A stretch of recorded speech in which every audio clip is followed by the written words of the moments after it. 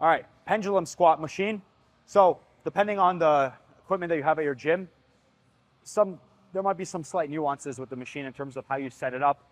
Sometimes you could actually adjust the foot placement as well. So be very cognizant of that. Ideally, we like to see about a 45-degree angle on that foot placement. That tends to work really well for a lot of people. Now, you have a safety pin at the bottom here as well. Usually we like dropping this all the way down so that we could achieve full range of motion. Okay, another important thing is we have an implement to push into. We want to make sure that the body is fully aligned with that pad. The glutes are hitting it, the lower back is hitting it, core is engaged. Just going to unrack the weight here.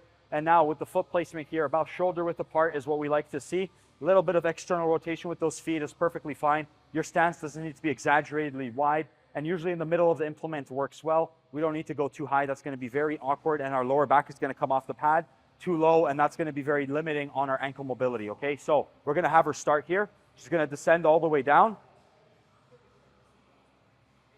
Pausing and coming up all the way. Right? Coming down. See, at this bottom position, I'm going to have her stop here for a second. We could see that she pretty much achieves pretty much maximum knee and hip flexion to a degree. You could play around with your foot placement. The lower her feet go, the more she's going to get knee flex position.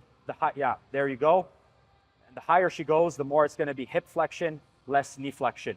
Okay, so that's going to be all relative towards your ankle mobility and what you're trying to bias more so, but usually being in the middle of the implement works really well. We'll have her do one more good clean repetition here.